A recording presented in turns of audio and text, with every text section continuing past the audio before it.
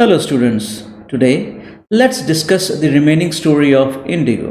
After his stay in Muzaffarpur, Gandhiji arrived at Champaran. He started trying to get facts about sharecropping system in Champaran. Firstly, he went to the secretary of British Landlord Association. Instead of handing over the information, he said that the information is not to be provided to a foreigner. Later on, he went to British official commissioner of Tirhut division. Instead of giving him the information, he asked Mr. Gandhi to leave Tirhut division. Mr. Gandhi, instead of leaving Tirhut division, he went to Motihari, where he took a house and made that house his headquarters. He used that headquarters to collect the information about the injustice which is going on in Champaran. After some days, a report came to Mr. Gandhi that peasants are being maltreated. To get the information, next morning Gandhiji started out on an elephant. He must have gone to some distance only, and he was halted by police superintendent, who asked him to go back. Gandhiji, instead of moving forward, returned back to his place. The superintendent of police gave him a notice to quit Champaran immediately. Gandhiji didn't agree with that notice and wrote that the notice is being disobeyed. Later on, Gandhiji received a summons from the court for his civil disobedience. After receiving the summons, Gandhiji remained awake whole night. He telegraphed Rajendra Prasad and asked him to come to Bihar. He sent the instructions to his ashram. He also wired a full report to the viceroy. Next morning, the town of Motihari was black with peasants.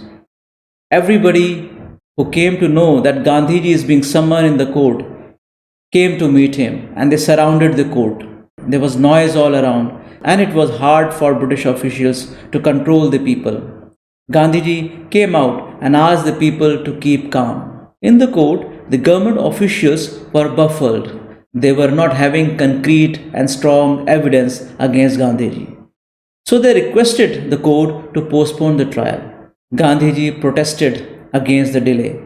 He read the statement pleading guilty.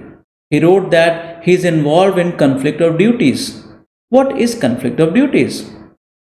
Conflict of duties, on one hand, he cannot disobey the law. He himself was a lawyer. He don't want to be a lawbreaker. On other hand, he is leading a movement, a national movement. He is doing humanitarian and national service by fighting for the cause of peasants. So, if he agrees to what court is saying, then he is betraying the movement, betraying the peasants for which he is fighting till now. And if he supports the peasants, then he sets an example of a lawbreaker. So that was the conflict of duties. But he supported the peasants in the end. The magistrate informed that the case will not be postponed, but it will be halted for 2 hours, and Mr. Gandhi has to furnish bail to go out of the court for 2 hours. Gandhiji disagreed to furnish bail as well. So at last, the judge released Gandhiji for 2 hours without bail. When the court resumed after 2 hours, the judge said that the decision about this case will be declared after some days. Meanwhile, he allowed Gandhiji to remain at liberty. Rajendra Prasad and many other important lawyers had arrived in Bihar on request of Mahatma Gandhi. They arrived at Bihar to discuss what if Gandhiji is being jailed again. The lawyers said that they came to Gandhiji to help him fight the cause, but they were clueless about what to do if Gandhiji is being jailed. In that case, what will be the future of movement that was being started by Gandhiji? Later on, Rajendra Prasad and lawyers thought among themselves. They thought that the Gandhiji who is foreigner to this place is thinking so much about the justice for the farmers. So why can't we? If we leave this movement right now, it will be a shameful desertion. Because they are not only residents of this place, they have also taken the case of the peasants to the court. So at this point of time, they cannot just leave the case. So Rajendra Prasad and rest of the lawyers came up with the decision that if the Gandhiji is being jailed, then they will also go along with him to the jail. Hearing this, Gandhiji became happy. He exclaimed that the battle of Champaran is won. Why? Because now he has got the support of the common people. Now he has got the support of the lawyers. And then the lawyers were divided into different groups to be arrested. After some days, the notice came from the court that the case against Mr. Gandhi has been dropped. And this was the first example of victory of civil disobedience. After this, Gandhiji and his team, including lawyers, they started conducting a far-flung inquiry for injustice done by landlords against the peasants. The data collected was compiled, a report was written, and was sent to Lieutenant Governor Sir Edward Gate. After receiving a report, anomalies were found and a commission was set up including landlords, government officials, and Mr. Gandhi, who was representing the peasants. A meeting was held and evidences were produced against the planters. After a lot of discussion, planters agreed to return back the money. But they were worried, what if Mr. Gandhi asked for 100% return? But instead of asking for 100% return, Gandhiji asked for 50% only. The planters agreed to return back 25% only. Gandhiji agreed for 25% also, because his objective was not to get full refund from the planters. His objective was to get rid of the fear of British landlords. The peasants received not only the money, but they received their prestige too. The peasants who used to think that they can never win a fight against British landlords, they got the confidence that if they are united, they can win the fight. If they are united, they can fight for their cause. The land was also returned back to the peasants, and the indigo sharecropping system disappeared. Gandhiji was not contented with the economic win. He was also concerned about socio-cultural backwardness. He wanted to do something for socio-cultural upliftment, for which he opened primary schools in 6 villages. He appealed to the teachers to teach in those schools.